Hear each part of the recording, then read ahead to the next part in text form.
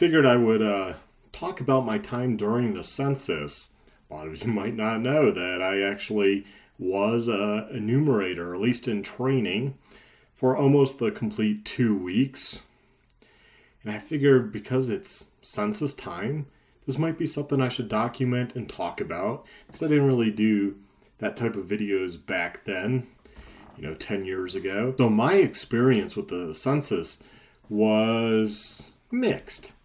It was very unusual class, I would say, and my buddy up in Denver actually did it at the same time. So we would compare notes, hey, what are you doing? Is this crazy? Are they making you do this or want you to do this when you go out there in the field?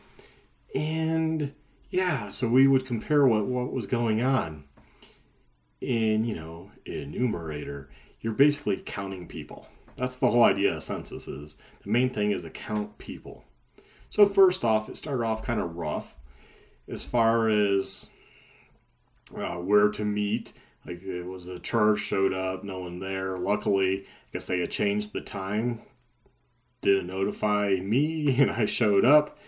My cell phone, no messages or anything, but they, whatever, forgot me off the list, so I showed up to a place and they weren't there, waited around for a while, not there. It turned out that they changed the time, and actually it was going to be closer to me, which was great. So I show up early to the class. I was taught to always show up early to things, so I tend to be early at things. I don't mind sitting around for half an hour waiting in my car or whatever. That way I'm there, right? I'm on time. Make a good impression in life. You should always do that. And this was just a fun kind of extra money type gig I was going to do, or at least try. If it didn't work out, not a big deal. They have a high dropout rate anyways for enumerators because it is a little bit ridiculous on some of the stuff they want you to do. And I can see a lot of people just, kind of go through the training because it's paid training. And then as time goes on, they drop out. That's what happens. I think that's basically what happened to my friend in Denver. He actually went out there in the field and did things and showed up at people's apartments and this and that. And I think he had a few crazy stories. I don't really remember them per se. But yeah, it's a lot of banging your head on a board because you're trying to get together with these people so that they can be counted and they don't speak English, and you're trying to get across like how many people, and trying to go through the whole form. But the main thing is, out of all the questions, you need to count how many people. That's the main goal of everything. Just to count the people. If you can get them to answer some of the other questions at that time they were asking, great. If not, that wasn't the big deal. Big deal was counting people. So, the class. I was indifferent about the instructor. I don't know exactly his position title, but he would be, after training, who we would be reporting to. And you would probably report to him typically at like a fast food restaurant. They'd be there for a few hours. And people could go there and ask questions or get guidance or whatever you need. They would be there. That's who you would be working for, I guess. Your direct supervisor, if you will. They must have had a pretty easy job. I wish I could have got that because, yeah, that wouldn't have been hard at all. But the things they make you do is pretty insane. So because it's all, they want the numbers so bad. So you're showing up to somebody's house, apartment. It might be in a rural setting. It might be in the suburbs. It might be an apartment, like I said. You're showing up there because they didn't answer the paper census form that they mailed everybody. For whatever reason, maybe they moved, whatever. They didn't answer it. You have to go to that address, see why this address did not answer the census form. Maybe no one's living there. Maybe, the person had moved, so no one's living there. I mean, there could be many reasons why it's an abandoned place, it was foreclosed on, whatever. Again, main thing, counting how many people. That's the main goal of the census. And I'll probably mention that numerous times, so bear with me. If they don't want to talk to you, and they're very hostile on that, it comes down to how many people live there. They actually tell you to make a guess. Worst case scenario is make a guess. What they want you to do first, though, if they won't answer you, talk to you, you can't force them. You have no ability to force somebody to answer the questions. Even the simple questions of how many people live there. And that's the main thing. How many people live here? You are instructed to go to a neighbor. If it's an apartment or suburb, go to a neighbor. We were actually told, go to a neighbor, ask them about that person. How many people live there? Again, that's what they want to know, how many people. You're not going to get probably the other information, but maybe the neighbor would say, yeah, there's 3 people living there. Most people in my training class were like, I'm not doing that. What, I'm supposed to go to a neighbor? They actually tell you to go as far as try a bunch of neighbors. Also, go to the local store and ask, hey, do you know this person? You're like, who is going to know? Like, somebody showed up and said at Home Depot, do you know Mark so-and-so? They're going to be like, who? You know how many people they see? They're not going to know me from anyone else. I mean, that might work in certain settings, like say a rural setting where there's a gas station down the street. And I know that person that lives in that trailer. But typically I would say that is going to be a dead lead, and I can't believe they even suggested to go that far to figure it out. As I said, the worst thing they want you to do is just make up a number, figure it out. They're like, how many cars are in the driveway? If there's like 2 vehicles, figure there are at least 2 adults living there. If there's toys in the yard, figure that's another person, that's a kid. Just guess. Like, you want us to guess? Yeah. We gotta count the people. Guess. Okay. Like, I'm okay with that. It doesn't seem right, but okay. Makes my life easier because, believe me, I'm just gonna guess. I'm not gonna go trying to track down somebody. Are you crazy? Another weird thing they wanted you to do was, if the person was like, hey, I need to contact you. This is a bad time. I'm off to work. And you were supposed to offer them like, hey, contact me. When you have a minute and the person's like, yeah, sure. Give me your phone number. We didn't have business cards to hand out or anything. They actually told us to hand out our cell phone numbers, our personal cell phone numbers. That got a rise out of the class. Not directly, not that day. But the next day I got to class early and I said, hey, everybody, how do you feel on handing out your personal cell phone number? And they were like, yeah, no, not going to happen. Especially the women in the class were like, I don't know those people. No, I'm not going to do it. So I had caused a stink. The teacher didn't know I did this. But as soon as the instructor got there, our supervisor, and was going to teach the class, people were like, hey, raise their hands. I want to know about, do I really have to hand out my phone number? Why can't I just give the main office's number in Springs that you gave us? He goes, no, you can't do that. They don't want people calling them and bugging them. And we all, I spoke up too. Like, I'm not handing out my phone number. He's like, well, if you got a problem with that, then, you can't do this job. And some people were there because they needed the money. I was there for more interest. Most of the people were older, so they were retired. They were just doing it for something fun. Pretty much, it came down to after that, everyone's like, I'm not going to do that. If that's how they're going to end it, I'm going to make up a number before I give out my cell phone number. I'm sorry. I'm going to give out my cell phone number to a complete stranger who might harass me or might pass my number on. Hey, here's the census guy's number. No, not at all. It makes the census taking seem not legit. It's not legit. It seems like this bogus thing. If somebody asked me for, let's say I'm representing a company, and somebody says, hey, do you have a business card? And I'm like, no, they don't give me business cards, but here's my cell phone number. That doesn't seem too legit. It doesn't seem like you are who you say you are. I'd be like, person gave me a cell phone number?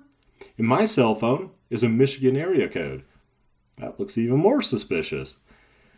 Like, no, that wasn't going to happen. But they actually wanted that to occur. It did come up if we could give the instructor's number. He goes, no, you can't. Don't give him my number.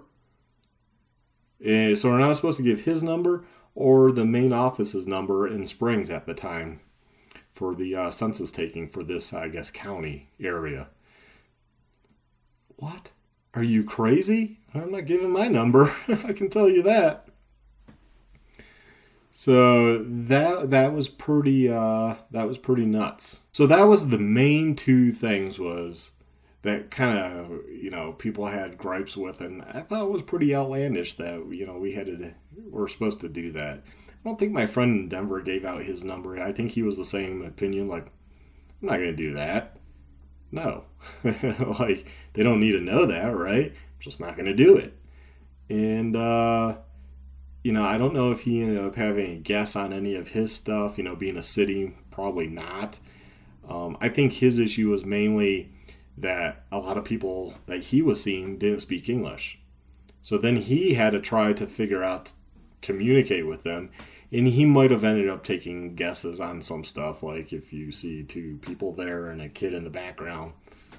Okay, got my information, right? We're good to go for this place. I forget if you had to make them sign the piece of paper or exactly how that worked. I think so, but I think that also came up too with, well, what if they don't sign it? Then they just said, don't worry about it.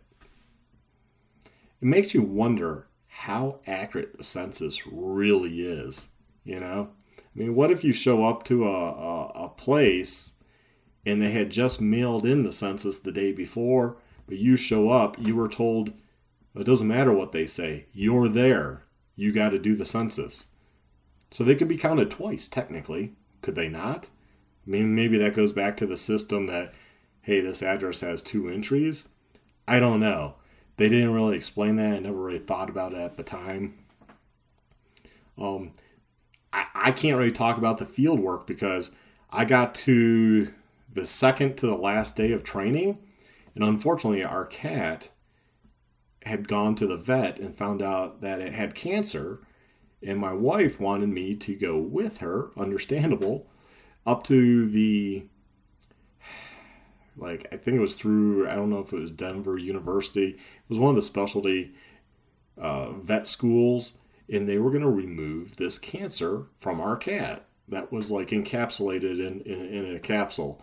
And they claimed the cat was cured after. And that's a whole nother story, and it wasn't true. The cat got an extra year. Cost like $3,000. Whole nother story, though. So we weren't too happy with that. They sure never told us that the cat was cured. It wasn't. They sure never said that. But anyways, I had to go up there, and I told the guy the day before, I gotta go. I told this at the end of class, obviously, because you get paid training, right? It's paid per day. So at the end of class, I was like, well, I gotta go up there tomorrow with the wife. Cat has cancer. He goes, you can't miss any class. I go, you don't understand. The cat has cancer. The wife wants me to go. It's just one day. I'm going to go up with her. He goes, well, then you're done with the census. You can't continue. You just spent pretty much the whole time training, right? Going over the classwork and the legalities and what an enumerator is and what census taking is about and all that good stuff. And telling us we have to provide our personal cell phones and all that crazy stuff. And instead of having a way to be like, yeah, you can make up that training, there's no makeups. So they paid me for time that they could have probably just made up that one day. So one of those corny type systems. Well, you got to do what you got to do in life. And this was for fun for me. It wasn't like money. We were just going to spend $3,000 on a cash. So, hey, I went up there with the wife, and I guess I was done with it, and I got paid. And so unfortunately, I couldn't continue on. And I was wondering how far I'd make. I'd probably make it a few weeks in. Just because I guess the stress level's pretty high. They really pound you into like, go this place, go that place. And you're supposed to keep track of your miles and all this. Oh, and that's the other thing with the class. I should let you know, if they still do this, you got paid for mileage going to and from the class for home. So you kept track of your mileage, and I got to submit that mileage along with getting paid for the class. So that's pretty sweet. You actually get paid for your mileage and whatever it was, $12 an hour or whatever. I forget what it was. And yeah, so it wasn't too bad of a side hustle, side gig. And yeah, it's just one of those things. If you want to do it, check it out. And it would be interesting to see if what I did 10 years ago is still what they do now. And if they really pound that into you, that make up numbers. I mean, of course, he wouldn't outright say that. He'd be like, well, no, don't make anything up. You're taking an educated guess. I'm making shit up. That's what you're telling me to do. Oh, no, we're not telling you to make stuff up. You're just talking to neighbors and trying to figure it out. Of course, you get questions that come up in class like, hey, what if there's a locked gate? Oh, you have the right to be on the property. So if you can find a way in, what? Well, yeah, if there's a back gate or something, see if there's more than one entry point.